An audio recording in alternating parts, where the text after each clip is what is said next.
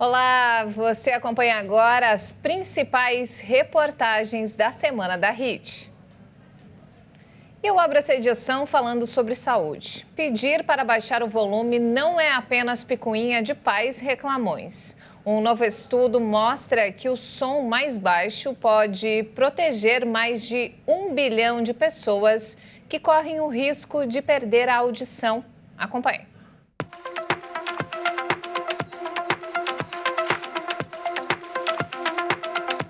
Um estudo publicado na revista BMJ Global Health mostra que cerca de 1 bilhão de jovens podem estar com problemas auditivos devido a hábitos muito comuns em todo o mundo.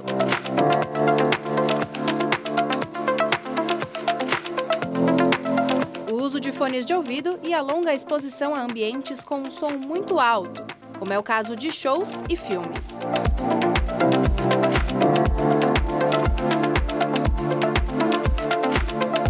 Para trabalhar, por exemplo, muitas pessoas recorrem ao uso do fone de ouvido com músicas acima do volume. E esse tipo de atitude pode prejudicar células sensoriais e causar perda de audição ou zumbido permanente. Em 2050, que 1 a cada 4 pessoas tem algum grau de perda auditiva. Isso não significa que todo mundo vai precisar de aparelho auditivo, tá? Porém, existe essa preocupação. Por quê? Hoje em dia, os jovens usam o fone de ouvido para o videogame, para conversar com as outras pessoas pelo telefone o tempo todo, para escutar música durante o dia, para escutar música durante a academia. Então é como se você tivesse uma exposição muitas vezes dupla a esses sons excessivos. Mas existe um limite para que a nossa audição não seja danificada. Esses limites eles foram delimitados principalmente para os trabalhadores. Então, se você tem até 8 horas de exposição a sons a 85 decibéis, tá? A partir daí você vai começar a ter perda auditiva.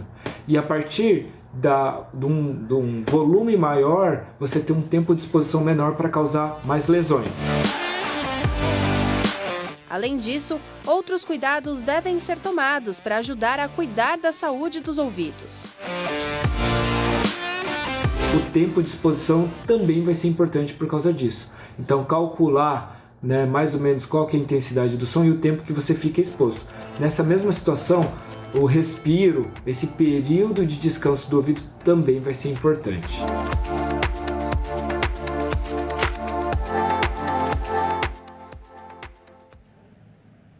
A procura pelos testes de Covid aumentou muito nos últimos dias, tanto na rede privada quanto na rede pública.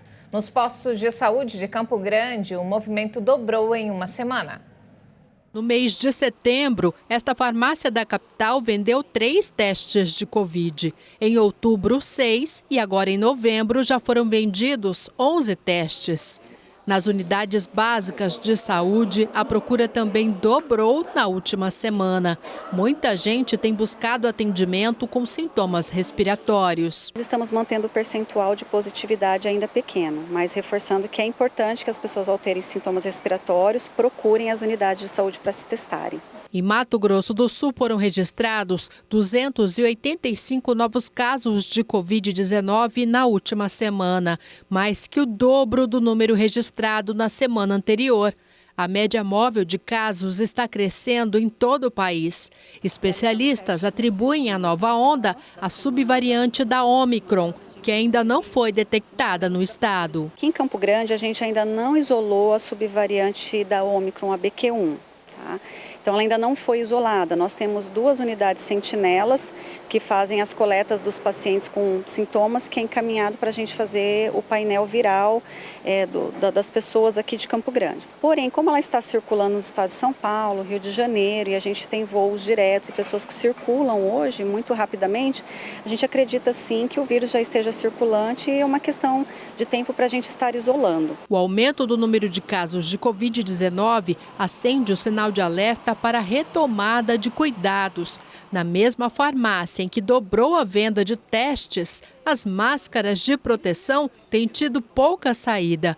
Em média, é vendida uma caixa a cada 3 dias. A CESAL recomenda aos idosos, às pessoas imunossuprimidas e aquelas que estão com sintomas gripais que utilizem a máscara para a sua proteção e para a proteção dos demais. As pessoas com sintomas respiratórios, elas devem usar máscara, tá?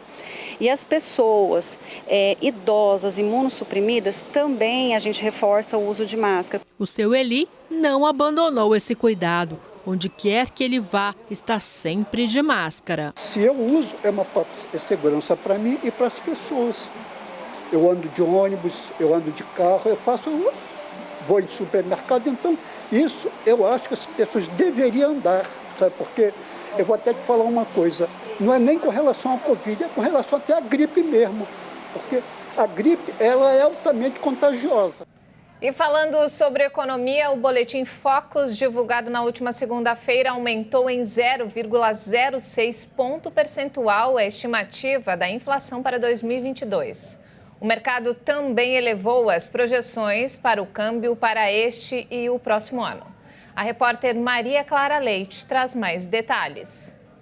Segundo o Boletim Focus, a previsão da inflação de 2022 saiu de 5,82 para 5,88. Com esse resultado, a inflação acumulada de janeiro a outubro chega a 4,70% e nos últimos 12 meses fica em 6,47%. O relatório, que toda semana reúne análise de agentes financeiros e colhe impressões sobre os principais indicadores econômicos, também elevou a projeção do Produto Interno Bruto brasileiro deste ano de 2,77% para 2,80%. E o dólar, que ficou estável por 17 semanas, agora subiu, com cotação prevista em R$ 5,25 em 2022 e R$ 5,24 em 2023. A expectativa para a taxa básica de juros, a Selic, se manteve em 13,75% para este ano, mas subiu de 11,25% para 11,5% em 2023. O Boletim Focus reflete o cenário fiscal brasileiro ainda incerto em meio à transição de governos. Sobre isso, eu conversei com o economista e professor do Mackenzie, Agostinho Pascalíquio, que traz agora uma análise desse tema. Veja. As perspectivas para 2023 ainda necessitam de fortes definições. Em primeiro lugar, o que nós precisamos lembrar é que é essencial a premissa básica associada à regra fiscal. Ou seja, o mercado reconhece a importância do equilíbrio fiscal de longo prazo. Entretanto, esse equilíbrio não está sendo acenado até o momento. Pelo contrário, indica um gasto excessivo, ainda persistem receios relacionados à forma de financiamento dos gastos e no crescimento da inflação. O futuro da atividade industrial, com essa perspectiva de desequilíbrio, fica incerta. Pode trazer desemprego, inflação e, consequentemente, abalar os rendimentos da população. Ao invés de gerarmos emprego e crescimento, o contrário, uma indefinição com desemprego e com inflação.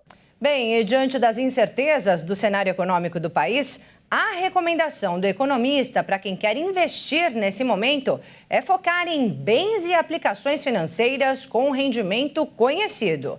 Acompanhe. São os rendimentos conhecidos como aplicações em renda fixa. A mais simples, mais conhecida é a caderneta de poupança, mas existem outras aplicações que merecem atenção e que estão indexadas à inflação e à própria taxa Selic. É um momento de transição, cautela do lado do consumidor, evitar o investimento em títulos de renda variável, que pode acumular muita volatilidade, trazer preocupações, e na volatilidade temos uma coisa curiosa, nós ficamos com ansiedade, e a ansiedade pode fazer com que quem não é profissional saia num momento sempre inadequado dessas aplicações financeiras.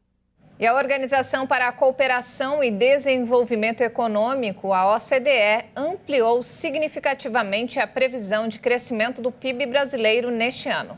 Já para o próximo ano, as perspectivas não são boas. A entidade vê riscos a partir de 2023 e sugere ao próximo governo brasileiro acabar com a incerteza na área fiscal.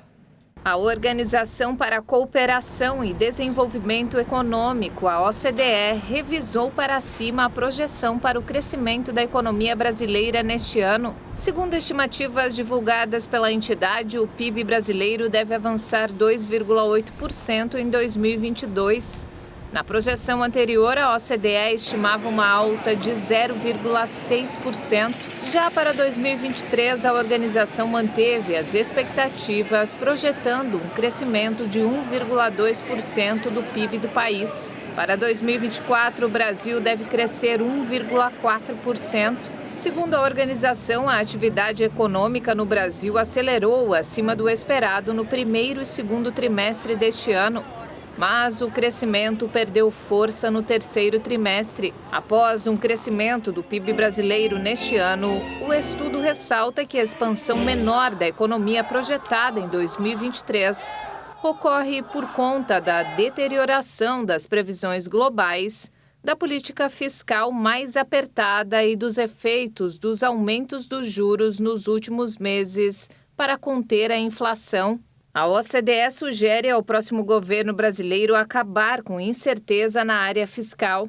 Já em relação à economia global, no ano passado, o crescimento do Produto Interno Bruto mundial foi de 5,9%. A economia global, que está enfrentando desafios crescentes, deverá crescer 3,1% em 2022. Segundo a organização com sede em Paris, cerca da metade do ritmo observado em 2021, de 5,9%, durante a recuperação registrada a partir do início da pandemia de Covid.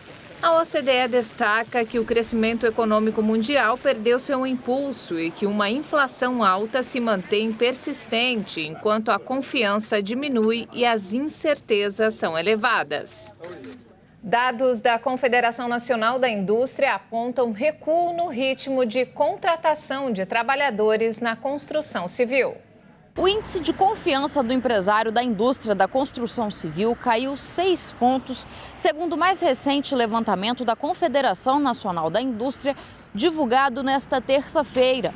O nível de atividade do setor também apresentou recuo. No mês de outubro, passou de 53 para 50 pontos. Já o índice de contratações teve uma redução no ritmo, mas não apresentou queda no número absoluto. Segundo a CNI, o número de empregados na construção civil aumentou em outubro e registrou a 5ª alta consecutiva.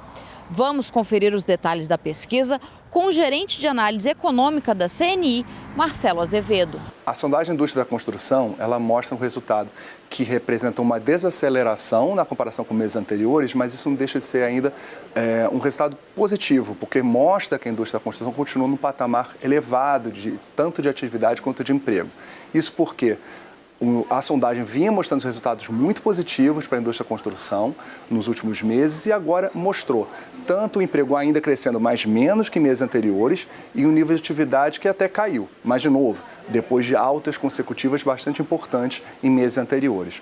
Como resultado, a utilização da capacidade operacional ela segue inclusive elevada. Olhando para frente, entretanto, o resultado é um pouco mais negativo. A gente teve uma piora significativa das expectativas.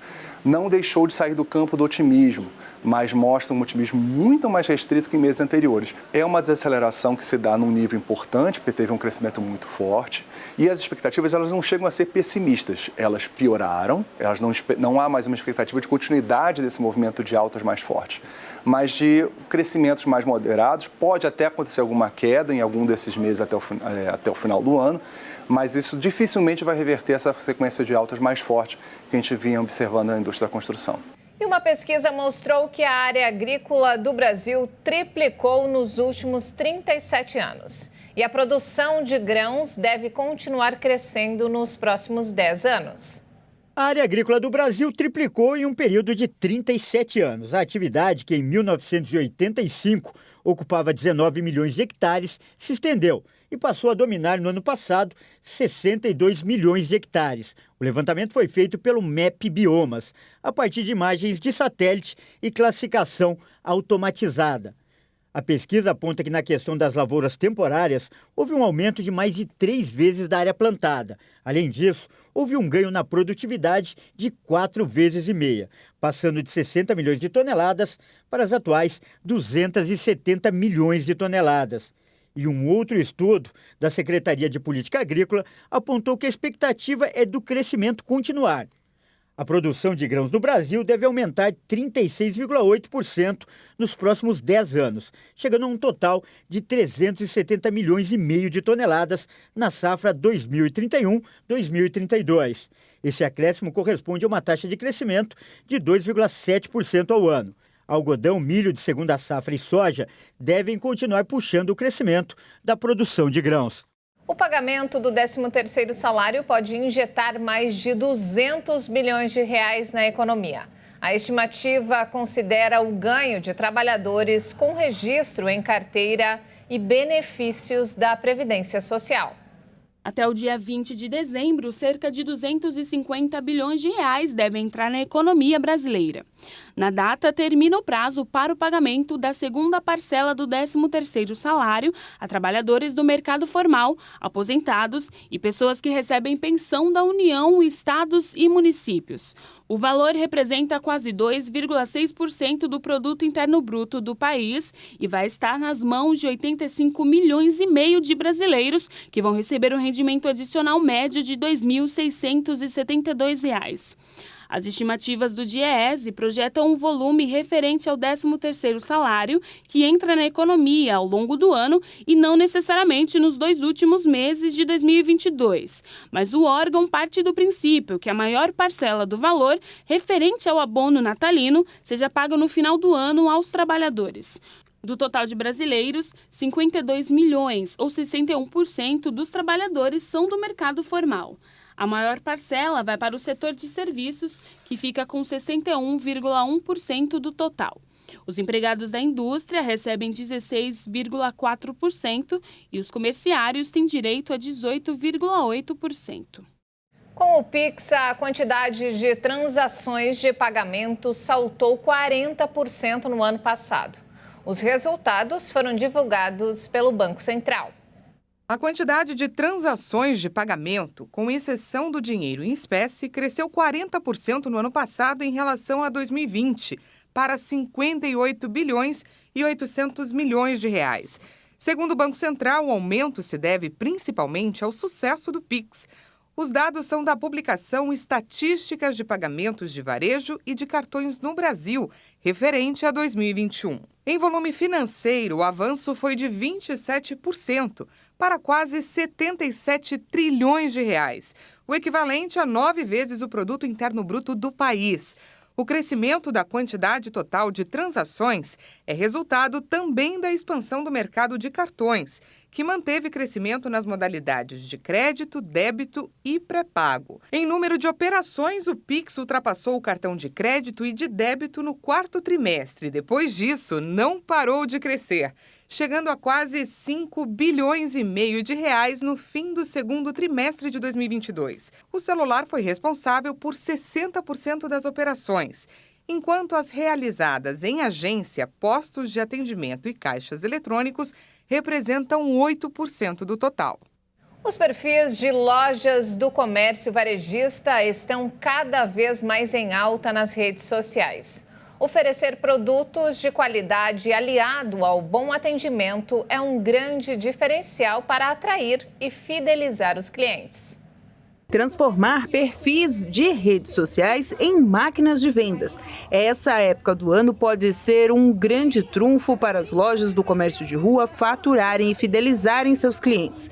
Postar, patrocinar e, principalmente, atender bem o cliente nas redes. Ajuda e muito na hora de transformar isso em venda. A rede social é um complemento que a gente precisa trazer a loja do comércio, a loja do varejo para dentro das redes sociais, porque muito cliente hoje não quer ir mais na loja, então ele tem que ver o que você tem dentro da sua loja lá na sua rede social, né? É importante, é necessário, é um complemento e vai ajudar a aumentar as vendas de Natal. O vendedor precisa ser um influenciador e precisa trazer toda a sua influência de venda da loja para as redes sociais. Então todos hoje precisam saber utilizar as redes sociais e tem curso para isso, tem livro, né? Tem muita aula até gratuita por todas as redes sociais e YouTube. Então a gente realmente precisa se capacitar. As redes sociais são um grande trunfo para as vendas deste final de ano. Tá todo mundo conectado. Quem não tiver nas redes pode ter prejuízos nas vendas agora do Natal. Uma que percebeu essa importância foi a Juliana, que é gerente de uma loja de lingerie e moda praia, onde o atendimento foi se aperfeiçoando nas redes sociais. E lá já vê que as vendas cresceram devido aos investimentos nas postagens. A gente usa bastante as redes sociais, a gente tenta demonstrar os produtos, explicar, dar dicas. Então, para nós, a ferramenta é bem importante e a gente faz muitas vendas, motoboy, a gente consegue ter o alcance, né, de outras cidades, né, de vários públicos. Isso é muito bom para a loja. Ganhar a confiança dos clientes, manter o bom atendimento e, claro, postar os produtos de forma clara e verdadeira. As redes sociais, mesmo não sendo e-commerce, são um ponto importante para as vendas, atraindo clientes e abrindo novos nichos de mercado. A campanha de renegociação de dívidas para contratos Você no Azul vai até o dia 29 de dezembro e oferece descontos de até 90% das dívidas. Quem traz mais informações é a repórter Bruna de Jaimo. A ação oferece oportunidades para que clientes comecem o próximo ano com as contas em dia. São mais de 4 milhões de pessoas físicas e cerca de 396 mil jurídicas, com condições facilitadas para renegociação. A campanha, que começou em outubro, já atendeu mais de 100 mil contratos. Para saber se o seu contrato faz parte da campanha e quais as possibilidades de renegociação, atenção às orientações. Essa é uma excelente pergunta, porque a gente tem uma série de canais digitais à disposição do cliente, além, claro, de toda a nossa rede de agências que pode também complementar as informações necessárias. Na campanha Você no Azul, a Caixa se preocupou em dar facilidade para o cliente acessar a informação. Então, a primeira coisa que o cliente precisa fazer para saber se o contrato dele está contemplado é acionar o nosso site através do caixa.gov.br/Você no Azul. Ali ele tem a informação através do CPF dele, se o contrato dele está contemplado, ou se ele não tiver acesso ao site ou quiser fazer o contrato de outra forma, ele pode nos acionar também através do WhatsApp Caixa. A gente tem um canal via WhatsApp e ele ali tem uma das opções de atendimento específica para a campanha Você no Azul. O número do WhatsApp Caixa é o 0800 104 0104 e também temos à disposição o canal telefônico. Aqui em São Paulo, na Grande São Paulo, através do 4004-0104, ele pode ligar e será atendido informando o seu CPF. Ele também vai poder confirmar se o seu contrato está contemplado na campanha Você no Azul. A expectativa da campanha é renegociar mais de 1 bilhão em dívidas. Na campanha, são habilitados para renegociação cerca de 70% dos contratos por meio do site, aplicativo Cartões Caixa e WhatsApp Caixa. Além disso, os clientes podem negociar ou acessar mais informações no site www.caixa.gov.br/Você no Azul. Veja a seguir: Ilumina Pantanal leva energia elétrica a comunidades isoladas em Mato Grosso do Sul. E ainda, em mês de Copa do Mundo, a torcida pela seleção brasileira se espalha para além das fronteiras do nosso país. Nós voltamos em instantes. Até já!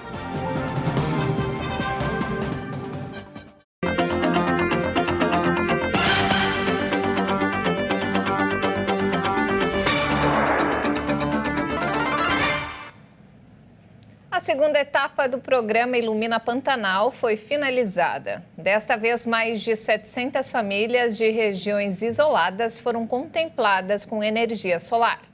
O Alto Paiaguás é uma das regiões contempladas na segunda fase do projeto Ilumina Pantanal. Às margens do Rio Paraguai vive a família do Elton, que agora tem energia elétrica em casa. Hoje a gente consegue ter uma vida bem mais agradável. A gente tem uma geladeirinha dentro de casa, tem uma energia para a gente poder fazer as refeições que é a janta à noite. A gente jantava antes, jantava 5 horas da tarde, hoje a gente consegue jantar 7h30, 8 horas. ter uma iluminação, consegue dormir melhor, tem um ventiladorzinho para a gente estar se refrescando. A família do Elton e de mais 735 pessoas foram atendidas na segunda fase do projeto. Na primeira fase, que começou em 2021, já haviam sido atendidos 2.090 moradores das regiões mais isoladas do Pantanal Sul-Mato-Grossense. Para levar energia elétrica para 2.826 famílias atendidas no projeto Ilumina Pantanal, a concessionária instalou um sistema como esse em cada residência. Ele é composto por 4 placas solares e uma bateria de lítio, a mesma utilizada nos aparelhos celulares e nos carros elétricos. Nós investimos 5 anos de pesquisa e desenvolvimento e cerca de 10 milhões de reais para chegar na solução que causasse mínimo impacto ambiental, mitigasse o impacto ambiental na planície pantaneira e pudesse servir às necessidades básicas de uma família, como geladeira, poder ter uma geladeira, poder assistir uma televisão, rádio, ter um ventilador e iluminação. Nos locais remotos onde a rede de energia não chega, como é o caso do Pantanal. Cada sistema tem um custo de R$ 74 mil. O governo federal arca com 60% do valor e a concessionária com 40%. As famílias vão pagar em média R$ 50 de fatura. As unidades que têm benefícios sociais como indígenas e quilombolas têm a tarifa zerada. O coordenador do projeto conta que algumas famílias que tinham mudado para a cidade devido às dificuldades decidiram voltar a morar em seus locais de origem, agora que tem energia. Comunidades que tinham se desfeito e as pessoas estavam buscando a cidade para ter um pouco mais de conforto. Agora, com o Ilumina Pantanal chegando, as pessoas que ficaram lá, elas avisam para os seus parentes que estão na cidade, agora tem energia elétrica aqui, eu tenho uma água gelada, eu tenho um ventilador, então volta para cá que está bem melhor aí que na cidade. E com isso a gente está conseguindo, o Ilumina Pantanal tem esse efeito de manter a cultura, preservar a cultura pantaneira no seu local de origem e um efeito de manter a ocupação daquele local, que é muito importante também para nós como nação. O Hemório e a CBF se uniram para estimular doações de sangue durante a Copa do Mundo. E é importante todo mundo participar. O Rio de Janeiro registrou uma queda de quase 3 mil bolsas de sangue neste ano. Por isso, as doações vão acontecer até nos dias de jogos do Brasil na Copa. A campanha Copa da Solidariedade, lançada pelo Instituto Estadual de Hematologia do Rio de Janeiro, pretende estimular a doação de sangue e reforçar os estoques no estado. A ação conta com o apoio da Confederação Brasileira de Futebol, que divulga a campanha em suas redes sociais e vai presentear os doadores mais antigos com camisas oficiais da seleção. A campanha, que também celebra o Dia Nacional do Doador de Sangue, que acontece nesta semana, vai até o próximo dia 30. Para doar sangue é preciso ter entre 16 e 69 anos, pesar no mínimo 50 quilos, estar bem de saúde e portar um documento de identidade oficial com foto. Quem foi infectado pela Covid-19 pode doar após 10 dias do desaparecimento dos sintomas. E quem já recebeu a vacina pode doar após 7 dias. Segundo o Hemorrio, desde o início do ano, houve queda nas doações, com quase 3 mil bolsas de sangue a menos em relação ao mesmo período de 2021. O Instituto afirma que essa redução causa impactos no atendimento médico de emergências, maternidades e unidades de saúde do Estado. Além da CBF, é parceiro do Hemorrio na campanha O Metrô, que vai contribuir com a liberação de 500 bilhetes unitários para os doadores. O Hemorrio vai funcionar diariamente, mesmo no horário dos Jogos do Brasil na Copa. E olha só, os jogadores ditam moda com cortes e penteados ousados. Mas, além deles, são muitos os brasileiros que transformam a cabeleira para torcer pela seleção. No Rio de Janeiro, um barbeiro viralizou na internet com um penteado que está fazendo o maior sucesso. Acompanhe. A fita adesiva marca a faixa branca e o molde, feito com uma folha de caderno, delimita as formas geométricas da bandeira do Brasil. A finalização cheia de capricho do barbeiro é o que dá o toque final à pintura de cabelo, que virou arte. Washington Rodrigo é o nome do autor da obra. Tem apenas 24 anos de idade e desde os 18 está nessa profissão. A divulgação do trabalho na internet começou há cerca de 2 anos. E com a chegada da Copa, ele resolveu inovar. Eu pensei, por que eu vou fazer a bandeira do Brasil? E fiquei pensando em como executar para fazer esse serviço na cabeça do cliente. O primeiro a se dispor ao teste foi o Eric, que agora chama a atenção por onde passa. Eles gostam bastante. Às vezes pede até para tirar foto. Quando viu o trabalho pronto, o Kennedy foi logo entrando na fila. Diz que a pintura vai dar sorte para a seleção. Agora não tem como o Brasil não ganhar. E é claro que o Washington também vai ganhar muito com tudo isso. O barbeiro nem imaginava que aquele vídeo que postou apenas para atrair mais clientes em tempos de Mundial ganharia tanta notoriedade na internet. Até o fechamento dessa reportagem, os números acumulados nas 2 redes sociais do jovem já impressionavam. Nós somos em 11 milhões de visualizações no Instagram e TikTok. E no meio de tanta gente, uma visualização ganhou destaque. Porque segundo Washington, ninguém mais, ninguém menos que o jogador Richarlison também teria assistido ao vídeo. Falei, zerei a vida agora.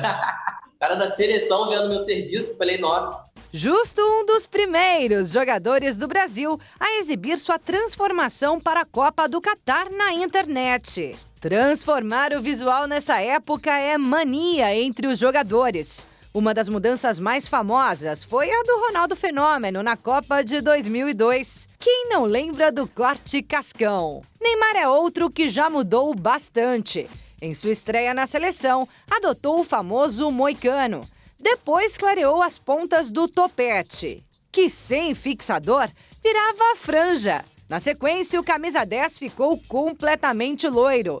E logo voltou às origens. Mas se transformou mais um tanto de vezes depois, até chegar ao Catar. Assim, já Everton Ribeiro, que também apostou em um novo visual para estrear nos gramados do Mundial, chegou com as madeixas mais claras por lá.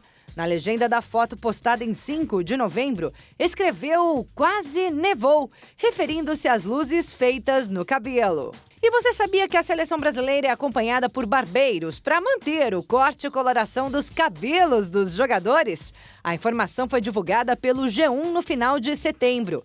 Os escolhidos, segundo a reportagem, foram os sócios Leonardo Citadini e Lucas Martins, ambos de Criciúma, em Santa Catarina. Eles têm uma barbearia em Londres, na Inglaterra, onde atendem atletas famosos. E agora, tem a experiência única de cuidar dos brasileiros no Catar. Quem sabe um dia o Washington também vem assumir esse posto, não é mesmo? Pelo menos o primeiro passo já foi dado. Eu desejo aí, quando a seleção brasileira voltar, né, que voltem com a taça pra gente. Algum jogador aí se interessa em fazer. Vamos estar aí prontinho aí pra estar fazendo esse serviço. Em tempos de futebol, já parou para pensar o que esse esporte significa para você? No Mato Grosso do Sul, um time se reúne há 25 anos, todos os domingos, para jogar e manter viva a chama da amizade. Como é que você faz para manter as suas amizades? Na era da tecnologia, grupos de WhatsApp, alguns momentos acabam ficando esquecidos na memória. Mas não para este grupo de amigos, onde passado, presente e futuro estão unidos por um elo que é a paixão nacional, o futebol.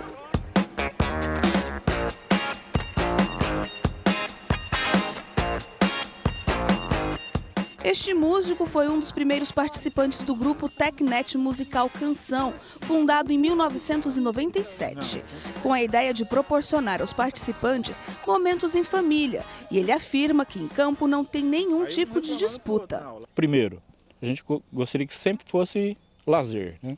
Nunca competição. Então, sempre optamos por jogar amistosos, né? Com os vários times que existem na cidade. Segundo, que fosse uma coisa organizada, né? Todo mundo participasse de uma forma igual, tanto é que a gente tem um sistema de caixinha que funciona desde o primeiro dia, todo mundo paga igual, quem joga bem, quem não joga bem paga da mesma forma. E a terceira coisa é a questão da participação da família. Então nós temos aqui alguns momentos ao longo do ano que a gente faz questão que toda a família esteja junto, os filhos, né, as esposas, namoradas, né, os pais de alguns. Agora, uma curiosidade sobre o time. Em campo não existe nenhum tipo de competição, só amizade e diversão. No gramado, o grupo é atualmente coordenado pelo Fábio. O bancário de 31 anos está quase desde o início da formação do time. Ainda criança, ele já ia para o campo junto com o pai, mas começou mesmo a jogar aos 16 e conta como é vivenciar desde a infância toda esta união. O futebol para mim é tudo, na minha vida é tudo, eu não... tanto na TV quanto jogar. Enquanto eu tiver saúde, tiver disposição, eu vou estar participando, né? A Copa do Catar já começou e alguns brasileiros ainda estão se preparando para embarcar em rumo ao país que cedia o Mundial. Nossa equipe de reportagem conversou com pai e filho sobre a preparação para a viagem e a expectativa de verem o Brasil levar o Hexa.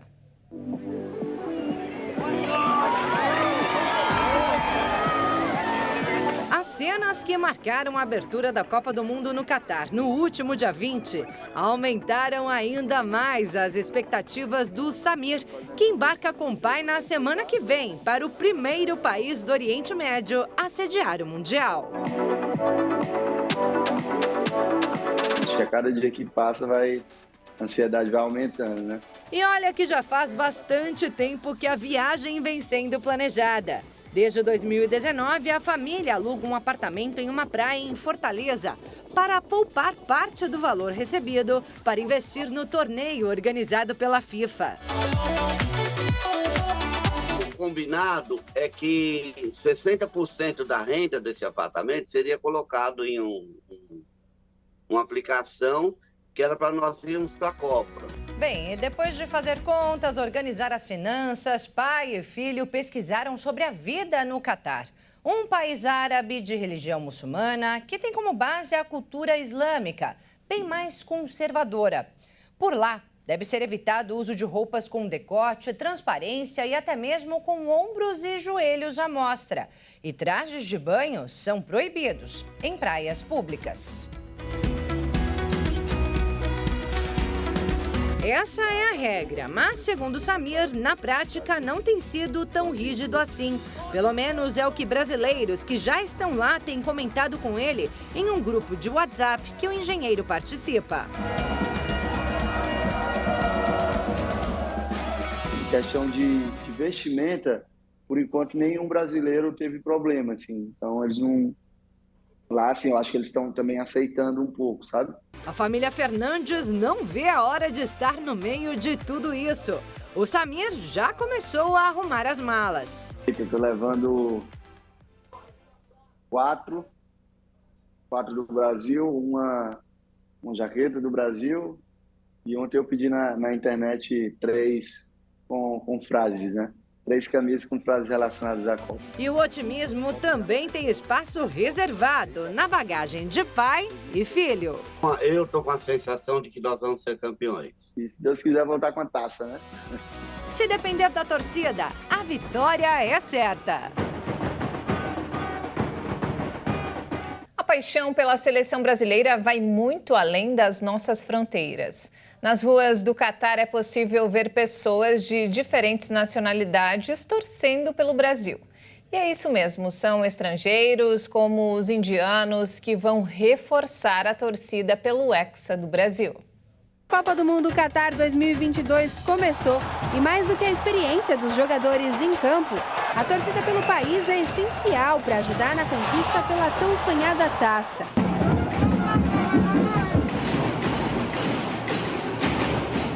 No país sede, as ruas estão tomadas de torcedores de diversos países. Muitos brasileiros, ou melhor, muitos com a camiseta do Brasil. A nacionalidade? Indianos. Os tradutores da Igreja da Graça da Índia, Atmel Kumar e Nikita Kumar, indianos, garantem. Torcer para o Brasil e para a Argentina por lá é coisa séria. Muitos indianos não sabem onde fica o Brasil no globo, mas conhecem o Brasil por causa do futebol. E os indianos são muito apaixonados por futebol. And I am sure that me and many of us Indians E tenho certeza de que eu e muitos de nós, indianos, apoiamos o Brasil nessa Copa do Mundo porque foi o time com o melhor desempenho na história da Copa do Mundo. Amamos o Brasil. Temos meninos jogando futebol nas nossas ruas, nos nossos vales, e eles têm apelidos carinhosos. Se chamam de Ronaldo, se chamam de Neymar. E o que tem viralizado nas redes sociais são ruas como essa, com o chão pintado e cheias de bandeirinhas. Só que lá na Índia. Na decoração do país, duas seleções predominam. A seleção brasileira e a seleção argentina. O que dá para entender, afinal, as duas maiores lendas do futebol de todos os tempos vieram de países da América do Sul, Pelé e Maradona. A Índia se classificou para a Copa do Mundo uma única vez, em 1950, depois da desistência de 3 países. Mas não pôde participar por problemas financeiros. Então eles adotaram outros times para chamarem de seus. E queremos, sim, claro, estamos muito tristes que este ano a Índia não tenha, de fato, há muitos anos, a Índia não tem se classificado para a Copa do Mundo de futebol. Mas eu acho que é mais ou menos devido a muitos contratempos e devido a muitas outras razões que a Índia não está qualificada. Mas se não é a Índia, é brasileiro para nós. Mas e o povo brasileiro? Se o Brasil não fosse classificado para a Copa do Mundo, qual país você torceria? Acho que a Argentina. A Argentina, Estados Unidos. Torceria para outros times aí, não só pelo Brasil, não. Se o Brasil perdesse, tem outros times para torcer também. Não. Sou brasileira. Interessante mesmo é ver que a paixão pelo esporte ultrapassa fronteiras e faz com que o clima de Copa seja um dos mais esperados por todos, para poder gritar e torcer sem medo de ser feliz. E de quebra, quem sabe, levar a taça para casa. É isso mesmo, vamos torcer pelo Brasil. E não temos mais tempo, essa edição fica por aqui. Mais informações ao longo da nossa programação. E se quiser rever as nossas reportagens, é só acessar o canal Hit Notícias no YouTube. Obrigado pela companhia e um ótimo domingo para você. Até mais!